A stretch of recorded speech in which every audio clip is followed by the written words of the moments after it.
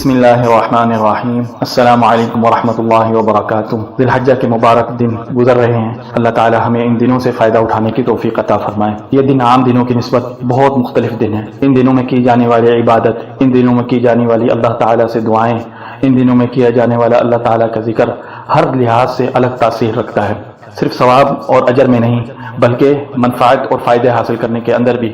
اسی طرح اپنے جسموں کو شیطانوں سے آزاد کروانے میں، اپنے جسموں کو بیماریوں سے نجات دلانے میں، آپ کے پاس اولاد نہیں ہے اللہ تعالیٰ سے اولاد مانگنے میں، آپ کو کوئی مہلک بیماری لگی ہوئی ہے اس بیماری سے نجات پانے کے لیے ان دنوں میں آپ ایسے چند معمولی کام کر سکتے ہیں جن کے کرنے سے انشاءاللہ تعالی آپ کی یہ تمام پریشانیاں، تمام مسئلے مسائل حل ہو جائیں گے۔ میں یہاں پر چند چیزیں وہ ذکر کر رہا ہوں جن کے فائدے الحمدللہ ہم اپنی آنکھوں سے دیکھے ہیں، اور ہمارے پاس وہ لوگ جو علاج کروا رہے ہیں جن کے اوپر کالا جادو کیا گیا ہے اور ان کا جادو جو ہے قبروں میں دفن ہے، یا ایسے لوگ جن کو جسمانی بیماریاں شیاطین کی طرف سے لگی ہوئی ہیں، تو وہ ان دنوں میں یہ چند کام کر رہے ہیں اور ان کام سے ان کو الحمدللہ بہت فائدہ ہو رہا ہے۔ تو یہ نسخہ الحمدللہ ہم عوام کے لیے عام کر رہے ہیں تاکہ کوئی اور بھی اس سے اگر فائدہ اٹھانا چاہے وہ فائدہ اٹھا سکتا ہے۔ آپ اگر رزق چاہتے ہیں تو اس سے انشاءاللہ اللہ تعالیٰ آپ کے لیے رزق کے دروازے کھول دے گا۔ اگر آپ کسی مہلک بیماری سے شفا چاہتے ہیں تو اللہ تعالیٰ آپ کے لیے شفا کی راہ ہموار کر دے گا۔ کسی بھی قسم کے مسئلے اور پریشانی کا حل چاہتے ہیں تو آپ یہ چند اعمال کر لیں۔ سب سے پہلا کام آپ نے یہ کرنا ہے کہ قرآن کریم کی تلاوت تدبر کے ساتھ کرنی ہے۔ قرآن کریم کو آپ نے ان ایام میں ایک بار مکمل پڑھنا ہے، اور نیت کیا کرنی ہے؟ نیت یہ کرنی ہے کہ اللہ تعالیٰ مجھے شفا دے دے اگر آپ بیمار ہیں۔ اگر آپ کو رزق چاہیے تو پھر نیت یہ کریں کہ اے اللہ مجھے رزق عطا فرما دے، میرے لیے رزق کے دروازے کھول دیں۔ یعنی جو آپ کا مسئلہ ہے وہ آپ اس کی نیت کر لیں، تدبر کے ساتھ آپ مکمل قرآن کریم کی تلاوت کریں۔ یہ نہیں کہ بس جلدی جلدی پڑھ رہے ہیں کہ بس میں نے قرآن ختم کرنا ہے، نہیں۔ تدبر کا مطلب ہے آرام آرام سے ٹھہر ٹھہر کر۔ اگر آپ ترجمے کے ساتھ پڑھیں تو بہت اچھا ہے، اگر آپ کو ترجمہ نہیں آتا تو کم از کم اس طرح قرآن پڑھیں کہ اس کو آپ کے پورے جسم کے ہر عضو سنیں، اس کی آواز گونجے آپ کے جسم کے اندر جو ہے۔ اور شیطان تو وسوسہ آپ کو ڈال ہی نہیں سکے گا جب آپ اونچی آواز سے پڑھیں گے، آپ کے کان بھی سن رہے ہوں گے اور آپ دل سے پڑھیں گے۔ تدبر ہوتا ہی دل سے ہے، جب دل، دماغ اور آنکھیں اور اسی طرح زبان، یہ چار چیزیں ایک ساتھ حرکت کر رہی ہوں، اپنا عمل انجام دے رہی ہوں، تو پھر قرآن پڑھنے کی جو تاثیر ہوتی ہے، تدبر کے ساتھ قرآن پڑھنے سے جو لذت حاصل ہوتی ہے آپ اس کا اندازہ ہی نہیں کر سکتے۔ قرآن کی جو اصل تاثیر ہے وہ آپ کو حاصل ہوگی، ٹھیک ہے۔ آپ نے یہ کام کرنا ہے کہ قرآن کریم مکمل پڑھنا ہے انشاءاللہ۔ دوسرا کام آپ نے یہ کرنا ہے کہ ان مبارک ایام میں روزے رکھنے ہیں۔ اگر آپ روزے رکھ سکتے ہیں تو بہتر ہے، اگر نہیں تو کم از کم پیر جمعرات کا رکھ لیں، اور اگر یہ نہیں تو پھر عرفہ کا روزہ لازمی رکھیں، جس کی فضیلت نبی صلی اللہ علیہ وسلم نے یہ بیان فرمائی ہے کہ اللہ تعالیٰ پچھلے سال کے اور آنے والے سال دونوں کے گناہ معاف فرما دے گا۔ تو یہ روزے آپ لازمی رکھیں۔ اس کے بعد تیسرا کام آپ نے جو یہ کرنا ہے وہ ہے درود۔ نبی صلی اللہ علیہ وسلم پر آپ جب درود پڑھتے ہیں تو یہ شیاطین کو ایسی مار مارتا ہے کہ آپ، ہمارے پاس کئی ایسے روحانی مریض آتے ہیں جن کو سے درود پڑھا نہیں جاتا، وہ کہتے ہیں ہم قرآن پڑھنے کی کوشش کرتے ہیں ہم سے قرآن نہیں پڑھا جاتا، درود پڑھنے کی کوشش کرتے ہیں ہم سے درود نہیں پڑھا جاتا۔ اور درود ایسی چیز ہے یہ شیاطین کو جو ہے نا کاٹ کے رکھ دیتی ہے، چاہے وہ کسی قسم کے شیاطین ہوں، ابلیس کی نسل سے ہوں، جنات ہوں، اور جنات میں بھی مختلف نسلیں ہیں، کسی بھی نسل کے ہوں، مارد ہو، عفریت ہو، کوئی بھی ہو، بڑے سے بڑا طاقتور جن کیوں نہ ہو، درود جب آپ پڑھیں گے وہ آپ سے دور بھاگے گا، اور دیکھیں آپ کو کیسا سکون اور اطمینان نصیب ہوگا۔ چوتھا کام آپ نے یہ کرنا ہے، رات کے آخری پہر جب اللہ تعالیٰ آسمان دنیا پر آتا ہے اور کہتا ہے کہ جو مجھ سے مانگنا ہے مانگو میں دوں گا، اس وقت میں اٹھ کے وضو کر کے جو ہے نا 2 رکعتیں پڑھ لیں، اور اس کے بعد آپ اللہ تعالیٰ سے رو رو کر دعائیں کریں، تو کیسے اللہ تعالیٰ آپ کو نہیں عطا فرمائے گا؟ اللہ تو خود کہہ رہا ہے مجھ سے مانگو میں دیتا ہوں۔ ہمارے مانگنے میں کمی ہے، اللہ تعالیٰ کے دینے میں کمی نہیں ہے۔ پانچواں کام آپ نے یہ کرنا ہے کہ ان دنوں میں جتنی آپ صلہ رحمی کر سکتے ہیں صلہ رحمی کریں، جتنا آپ اللہ کی راہ میں صدقہ کر سکتے ہیں صدقہ کریں، جتنی اللہ تعالیٰ نے آپ کو توفیق دی ہے۔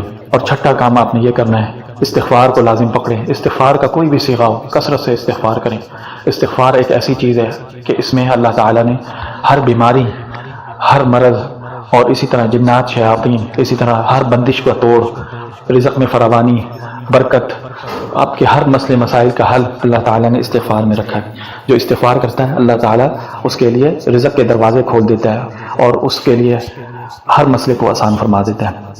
آخری کام جو ان ایام میں آپ نے کرنا ہے وہ اٹھتے بیٹھتے صرف اللہ تعالیٰ کا ذکر کرنا ہے، اور اللہ تعالیٰ کی کبریائی بیان کرنی ہے، بلند آواز سے تکبیرات پڑھنی ہے، اللہ کی حمد بیان کرنی ہے، تسبیح بیان کرنی ہے، سبحان اللہ والحمد للہ ولا الہ الا اللہ واللہ اکبر اللہ اکبر کبیرا والحمد للہ کثیرا وسبحان اللہ بکرۃ واصیلا۔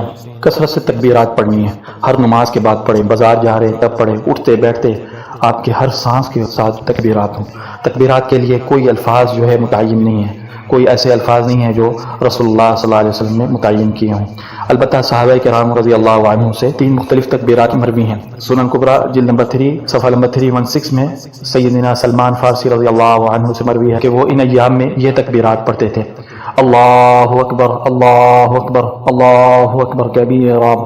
مصنف ابن شیبہ حدیث نمبر 5633 میں مروی ہے کہ سیدنا ابن عباس رضی اللہ عنہ ان ایام نے یہ تکبیرات پڑھتے تھے: اللہ اکبر اللہ اکبر اللہ اکبر لا الہ الا اللہ واللہ اکبر وللہ الحمد۔ اسی طرح مصنف ابن شیبہ حدیث نمبر 5646 میں مروی ہے کہ سیدنا عبداللہ بن عباس رضی اللہ عنہما ان دنوں میں یہ تکبیرات پڑھتے تھے: اللہ اکبر کبیرا اللہ اکبر کبیرا اللہ اکبر کبیرا اللہ اکبر واجل اللہ اکبر وللہ الحمد۔ تکبیرات میں وسعت ہے، آپ کوئی بھی تکبیر پڑھ سکتے ہیں۔ اگر آپ کو تکبیرات کے کوئی بھی الفاظ آتے ہیں آپ وہ پڑھ سکتے ہیں۔ جو روحانی امراض کا شکار ہیں ان کو میرا مشورہ یہ ہے کہ وہ کثرت سے لا الہ الا اللہ وحدہ لا شریک لہ لہ الملک ولہ الحمد یحیی ویمیت وہو علی کل شیء قدیر لا حول ولا قوت الا باللہ کثرت سے پڑھیں۔ اور الحمدللہ ان ایام کے نتائج الحمدللہ ہمارے سامنے آ رہے ہیں۔ ہم سے علاج کروانے والے کئی روحانی مریض فون کر کے بتاتے ہیں کہ ہمیں ان کی تاثیر اور ہمارے جسم کے اندر الحمدللہ ہم فرق محسوس کر رہے ہیں، شیاطین ہمارے جسم سے بھاگ رہے ہیں۔ واقعی یہ ایام ایسے ہیں، ان ایام میں اگر ہم روحانی امراض اور ہم حسد نظر سے ہونے والی تمام بندشوں کو توڑنے اور اللہ تعالیٰ کا تقرب حاصل کرنے کے لیے ہم جتنا آگے بڑھ کر پیش قدمی کریں گے، سب سے پہلے اپنے آپ سے مایوسی کو نکالیں، پورے یقین کے ساتھ یہ چند اعمال کریں جو میں نے آپ کو بتائے ہیں۔ انشاءاللہ آپ خود مجھے فون کر کے بتائیں گے کہ ہمارے کو ان سے یہ فائدہ حاصل ہوا ہے، اور الحمدللہ جو ہم سے علاج کروا رہے ہیں وہ کر رہے ہیں اور وہ اس کے نتائج دیکھ رہے ہیں۔ آپ چاہے آخری سٹیج کی بیماری پہ کھڑے، سارے ڈاکٹروں نے آپ کو جواب دے دیا ہے، ہر طرف سے آپ کو مایوسی کا شکار ہے، کاروبار نہیں ہے، فیملی کے جھگڑے ہیں، اولاد نہیں ہے، شیطان نے کسی قسم کی کوئی بھی بندش کی ہوئی ہے، کوئی بھی جسمانی بیماریاں ہیں، صرف ان چند اعمال کو کرنے سے اللہ تعالی ہمارا ہر مسئلہ حل کر دیتا ہے۔ ان دنوں میں تو فضول باتیں کرنا بھی صحیح نہیں ہے، اور فضول بحث مباحثوں اور ادھر ادھر وقت ضائع کرنے سے بہتر ہے اٹھتے بیٹھتے چلتے پھرتے تکبیرات پڑھے۔ سیدنا عمر رضی اللہ عنہ اس قدر تکبیرات پڑھتے تھے، جب وہ بازار میں جاتے تھے ایسی اونچی آواز میں تکبیرات پڑھتے تھے کہ ان کو دیکھ کر لوگ تکبیرات پڑھنے لگ جاتے ہیں۔ آج اگر ہم اپنے آپ کو اس طرح کا بنا لیں کہ ہمیں چلتا پھرتا لوگ دیکھ کر کہیں کہ یہ اللہ کے بندے ہیں، جب آپ کو دیکھ کر لوگ اللہ کی طرف آنے لگ جائیں پھر آپ دیکھیے گا کس طرح اللہ تعالیٰ آپ کے مسئلے مسائل حل کرتا ہے، اور خود آپ دیکھیں گے تو کس طرح آپ نے اللہ کی طرف چلنا شروع کر دیا ہے، تو پھر آپ خود اپنی آنکھوں سے اللہ تعالیٰ کو اپنی طرف دوڑتا ہوا پائیں گے انشاءاللہ، کس طرح اللہ تعالیٰ کی مدد نصرت اور اللہ تعالیٰ کی شفا آپ کی طرف خود بھاگتے ہوئے دوڑتے ہوئے آپ کی طرف آئے گی انشاءاللہ۔ تو کوشش کریں، محنت کریں، جو چند اعمال کوئی مشکل نہیں ہے، صرف نیت کریں، اور نیت کرنے کے بعد اللہ پر توکل کریں، اخلاص کے ساتھ یہ کام کرنا شروع کر دیں۔